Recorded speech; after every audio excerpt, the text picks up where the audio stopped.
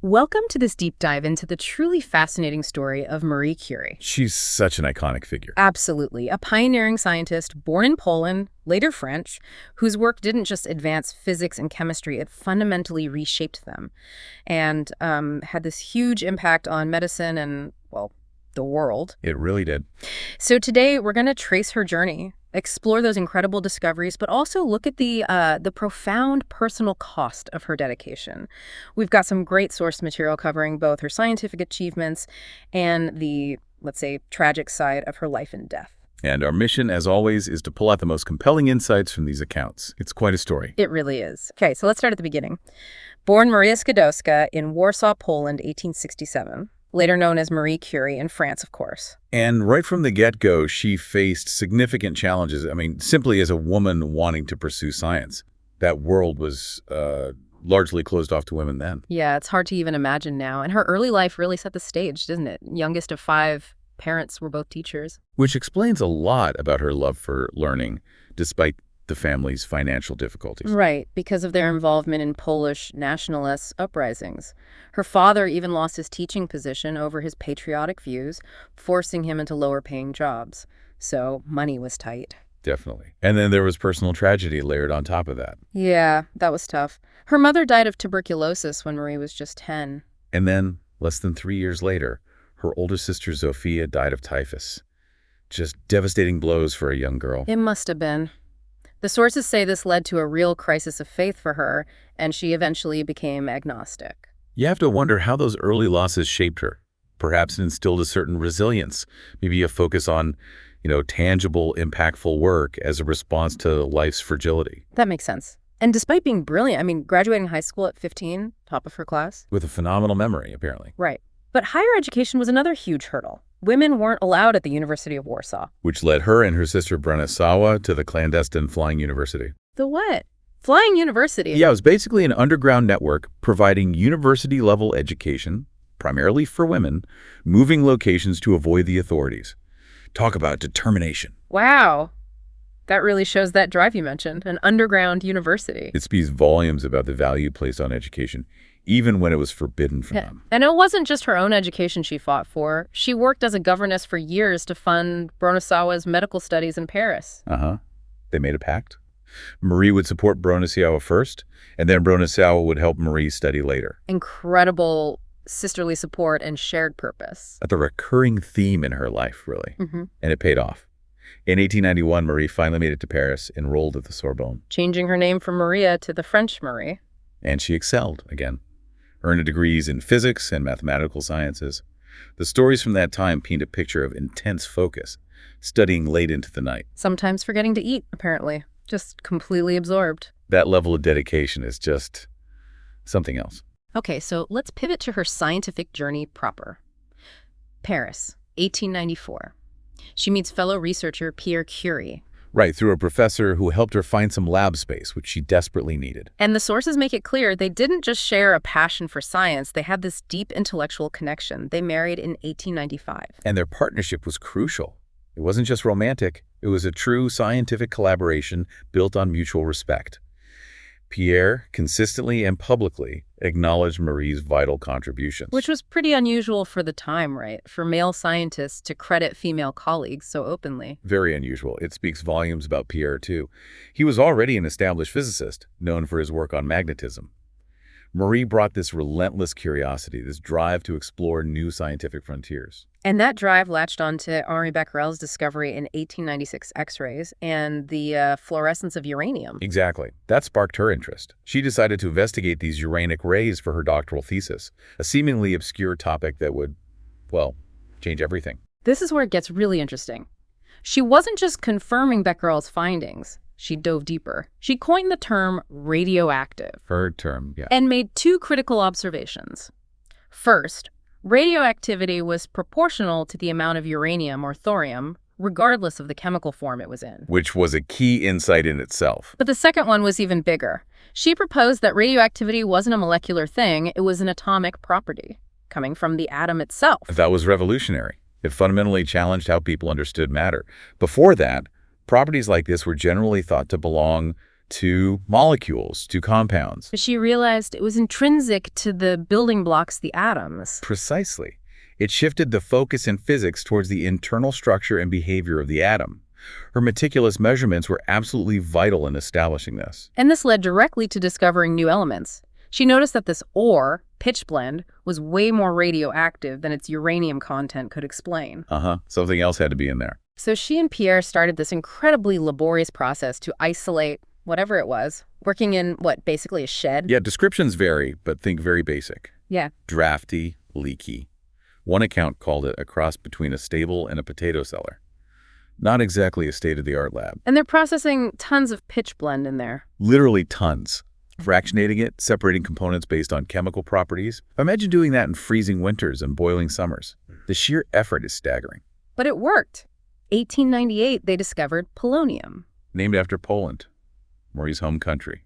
A very deliberate choice. And they weren't done. Later that same year, 1898, they announced another element, even more radioactive. Radium. From the Latin word for ray, radius. Isolating pure radium took even longer, though. They finally managed it in 1902. An immense undertaking. Just incredible perseverance. It really is.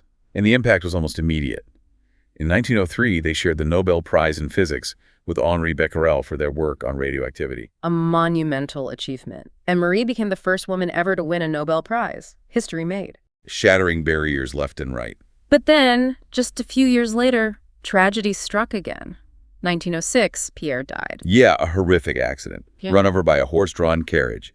Just sudden, shocking. Leaving Marie a widow at 39 with 2 young daughters, it's hard to fathom. The loss must have been immense. Personally and professionally, he was her partner in every sense. But somehow she carried on. She even took over Pierre's position at the Sorbonne. Which made her the first female professor there.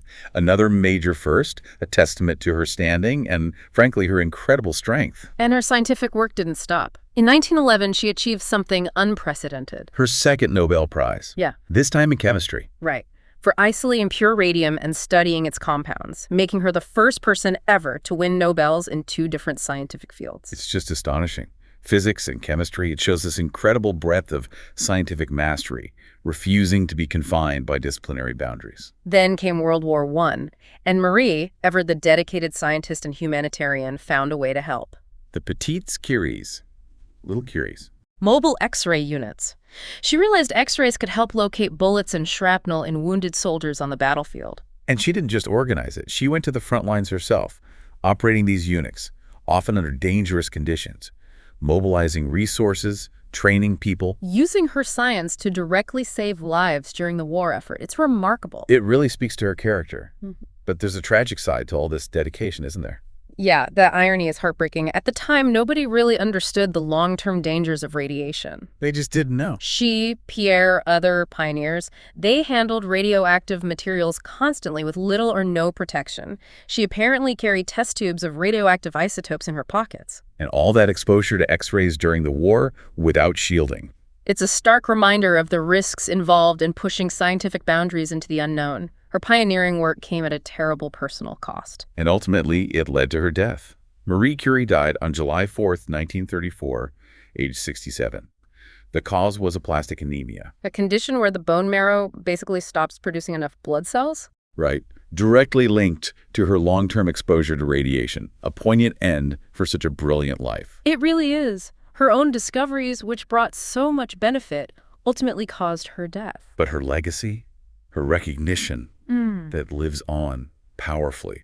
She was initially buried with Pierre, but in 1995 their remains were moved to the Pantheon in Paris. Which is a huge honor in France, reserved for their greatest citizens. And Marie was the first woman honored there purely for her own achievements, a truly symbolic moment. And even in death, the radiation is a factor. Their coffins are lined with lead. Yes, because their bodies remain radioactive, especially Pierre's, apparently.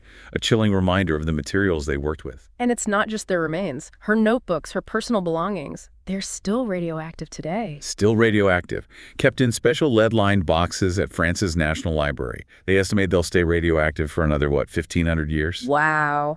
Just imagine, her own research notes, a tangible, lasting record of the powerful forces she unleashed. And the scientific legacy continued through her family. Her daughter, Irene Joliot-Curie, and son-in-law, Frédéric Joliot-Curie, They won the Nobel Prize too, right? in chemistry, 1935.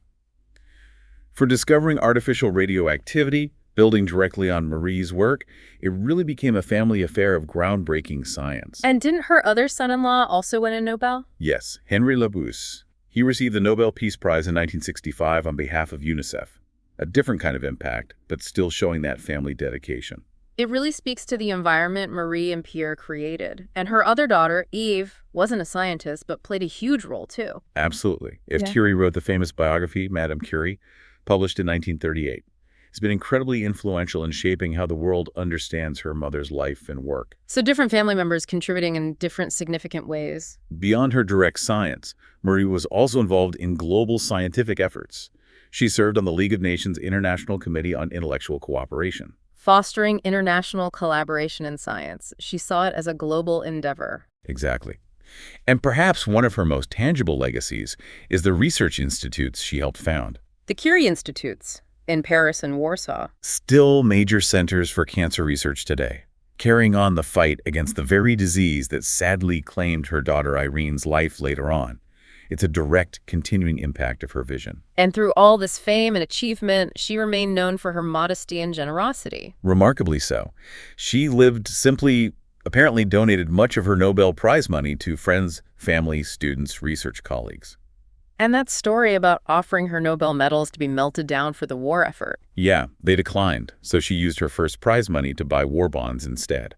It really shows her character, her commitment, beyond just the lab. So pulling it all together, her work on radioactivity wasn't just an advance, it fundamentally revolutionized physics and chemistry. Led to nuclear medicine, completely changed our understanding of the atom.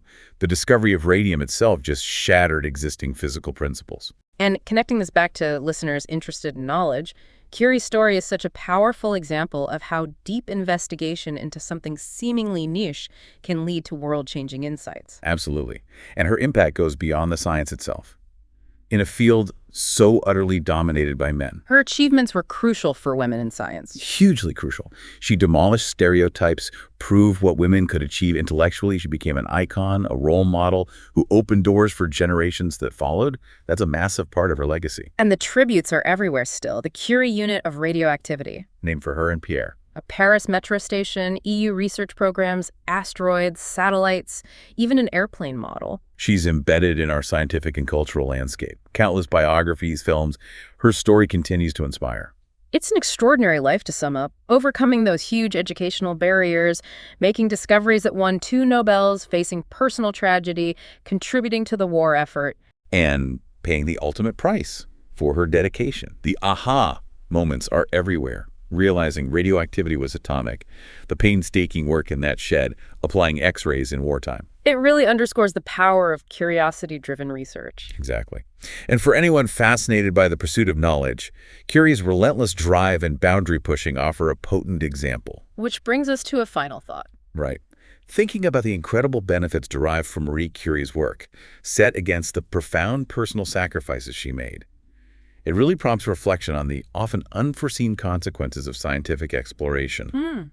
As we keep pushing into new frontiers today, what are the areas where the long-term implications are still murky, still unknown? And what responsibility do we have to try and understand and mitigate potential risks as we unravel the universe's mysteries?